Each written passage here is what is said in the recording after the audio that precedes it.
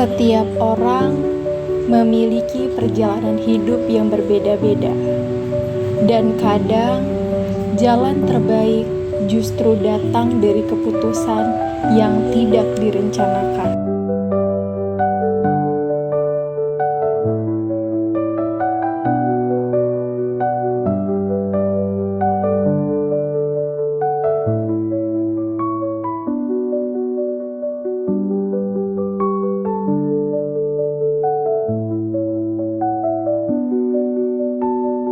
Bu, dulu langsung jadi dosen ya setelah lulus? Oh tidak, perjalanan saya cukup panjang. Bu Vina adalah seorang dosen dengan latar belakang teknik mesin yang menempuh pendidikan hingga ke luar negeri. Bu Vina, laporan operasional hari ini sudah selesai. Sudah, nanti saya kirim ya. Setelah lulus, ia tidak langsung terjun ke dunia akademik.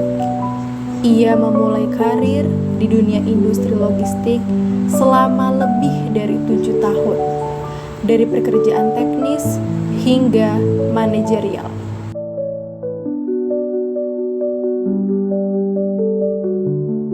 Capek rasanya rutinitas terus.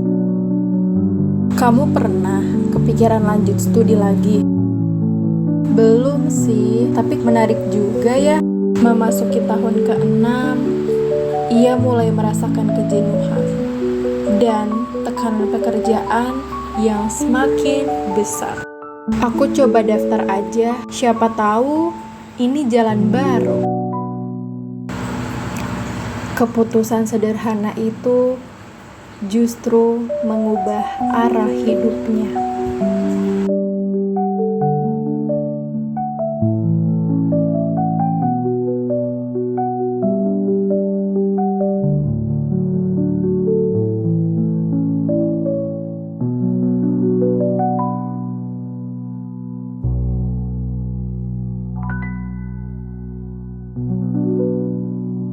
Lingkungan baru, bahasa berbeda, dan tekanan akademik membuatnya harus beradaptasi lebih cepat dari sebelumnya. Ia sempat merasa tertinggal dan meragukan dirinya sendiri.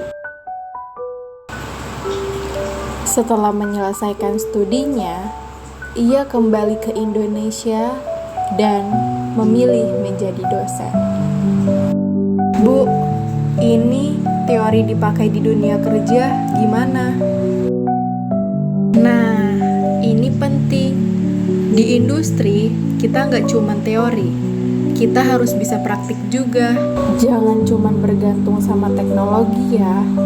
Gunakan sebagai alat, tapi tetap berpikir kritis. Ia menggabungkan pengalaman industri dan akademik untuk memberikan pembelajaran yang relevan dan bermakna. Dari kisah Bu Vina, kita belajar bahwa setiap proses memiliki makna. Tantangan bukan hambatan, melainkan bagian dari perjalanan. Keberanian mencoba, kemampuan beradaptasi, dan semangat untuk terus belajar adalah kunci menuju kesuksesan. Terus belajar, berani melangkah, dan hargai setiap proses. Gimana sih, kita tuh pengen tahu kayak gimana sih perjuangan dan perjalanan ibu nih ketika masuk S1 mesin ITB gitu. Kayak emang Bu Vina tuh dari awal passionnya di situ kah, atau itu gak but aja atau gimana gitu, atau emang udah keinginan dari lama pengen masuk situ gitu?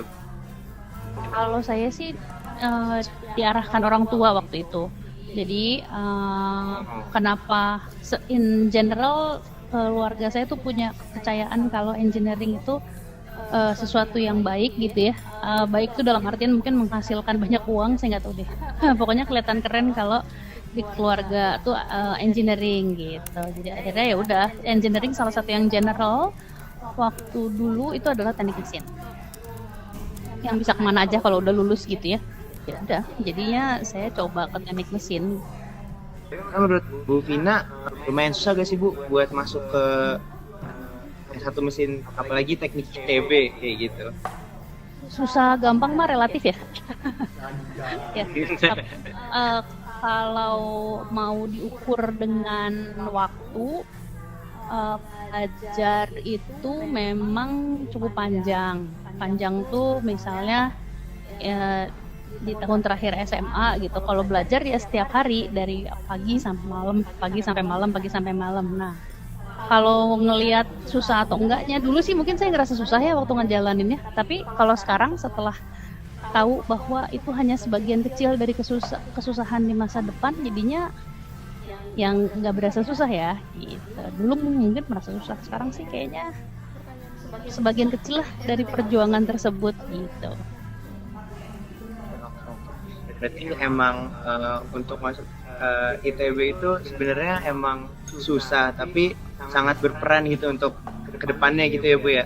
Karena dari apa ya, dari kelulusan udah bisa, mungkin Bu Vina udah dapat kerja mungkin Bu setelah lulus langsung? Belum. Oh belum. Ya, saya kerja tuh nunggu.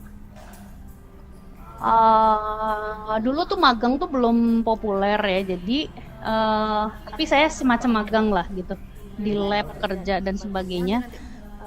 Tapi istilah itu bukan istilah. Kalau zaman sekarang kan wajar ya, misalnya kuliah terus habis itu kalian magang, setelah magang baru kerja yang dapat employment yang benar gitu. Nah kalau zaman dulu belum, jadi saya masih ikutan proyek penelitian di kampus.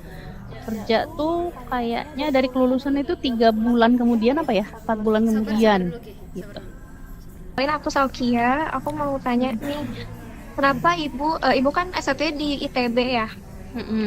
Dengan teknik mesin, kenapa akhirnya ibu memastikan buat lanjut S2 dan S3-nya di KAIS? Jadi nggak ada hubungannya sih antara ITB sama KAIS kan. Jadi dulu saya masuk ITB, terus habis itu masih kerja dulu ya 7 tahun, baru habis itu lanjut S2 dan S3. Jangan ditiru, terlalu lama masuk S2 dan S3-nya, jadi udah keburu tidak terbiasa belajar gitu. Nah, saya memutuskan ke KAIS juga, saya nggak tahu ya itu KAIS itu kampus apaan waktu dulu. Jadi karena teman saya ada di sana di KAIS, ya udah saya ngikut aja gitu. Jadi nggak ada yang nggak ada yang spesial gimana banget gitu. Jadi karena ada teman di sana, ya udah saya ke KAIS gitu deh. Mulai S2. Nah, waktu ke S3-nya ya karena sudah di sana juga, plus yang nawarin saya S3 juga KAIS, mudah gitu jalannya, relatif mudah dibandingkan saya harus nge-apply ke sana sini, jadi akhirnya saya di sana juga. Gitu. Nama saya Fatar, mau tanya-tanya sih Bu. Tadi Ibu kan udah banyak ngejelasin nih Bu ya.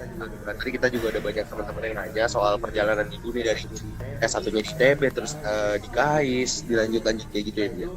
Nah itu dari semua itu saya pengen nanya sih Bu, kayak Ibu tuh punya Ibu punya turning point gitu nggak sih Bu saat menjalani semua ini dari awal dari ITB, mulai dari ITB terus langsung lanjut ke KAIS, itu tuh yang kayak turning point atau poin, ada Ibu punya poin yang mengubah arah pandang Ibu untuk karir Ibu sendiri gitu nggak sih Bu?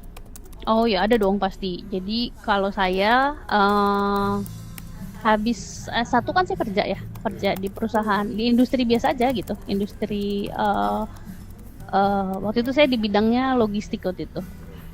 Nah ya udah karirnya lumayan bagus, sana juga karirnya bagus. Waktu itu saya ambil S2 karena capek kerja itu kan kalau misalnya kita udah masuk middle management itu berarti di bawahnya manajer utama, tapi udah mulai naik gitu ke bagian manajerial tuh kita harus bertanggung jawab sama atas sama bertanggung jawab sama bawahan. Nah itu capek gitu ya. Akhirnya setelah tahun ke-6 gitu saya capek, akhirnya saya mengambil keputusan untuk S2 deh. Tadinya mau karir break doang, S2 tuh bukan mau masuk dunia akademis, cuman kayak udah deh kita istirahat dulu 2 tahun dengan cara S2, istirahat dari kerja ya.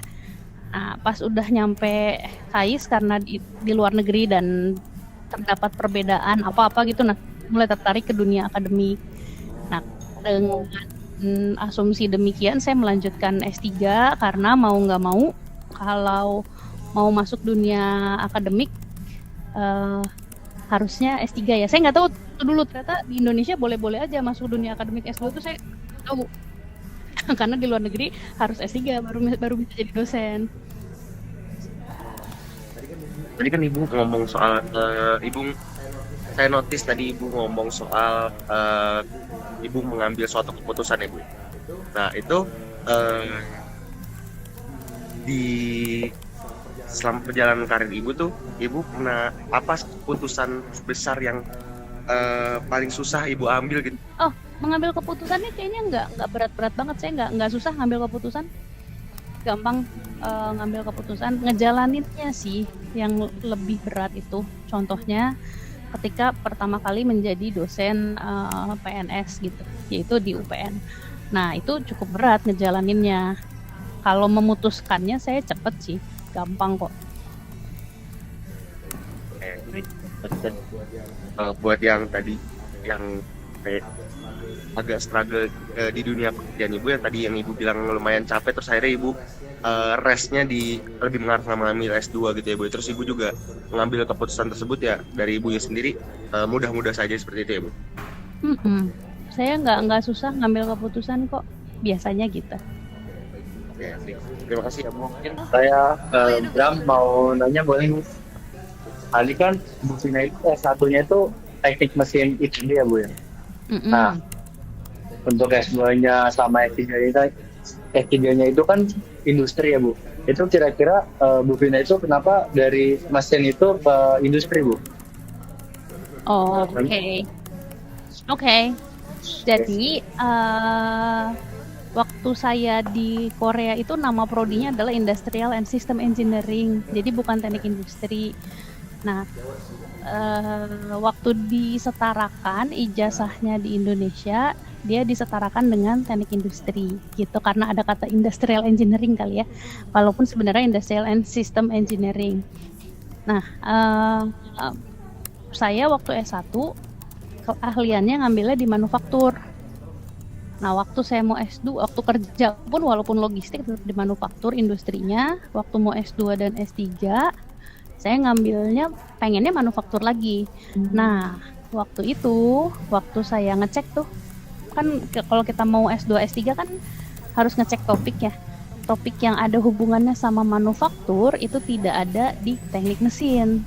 Di sana, teknik mesin tuh udah berubah menjadi lebih kayak ke teknik kimia malah. Jadi ada material engineering gitu ya, nanomaterial dan sebagainya, yang manufaktur itu adanya di Industrial and System Engineering. Jadi fokusnya waktu itu bukan di nama prodinya, tapi di topik apa yang saya minati. Karena yang saya minati adanya di Industrial and System Engineering, maka saya mengambil itu. Gitu. Jadi emang di Korea itu adanya tuh topiknya Bu yang Industrial System Engineering. Oh, bukan. Itu nama prodinya Industrial and System Engineering, ya. Nah, di KAIS waktu itu topik manufaktur atau sistem manufaktur hanya ada di prodi Industrial and Systems Engineering. Nah, misalnya nih saya pindah ke kampus lain gitu. Kampus lain ini nama prodinya bisa jadi berbeda juga. Bisa jadi bukan di Industrial System Engineering, bisa jadi di prodi yang lain. Gitu. Kebayang nggak maksudnya? Kebayang Bu. Oh, kebayang. Oke. Kalau mau jadi akademisi saya dapatnya baru di S2 baru pas setelah S2 mau pas dilihat ternyata di luar negeri ada sistem pendidikan yang berbeda sama yang di Indonesia gitu, dan ternyata sistem pendidikan itu nggak semudah yang saya bayangkan gitu ya, ada sesuatu yang menarik di situ. Jadi udah akhirnya saya memutuskan pindah mencoba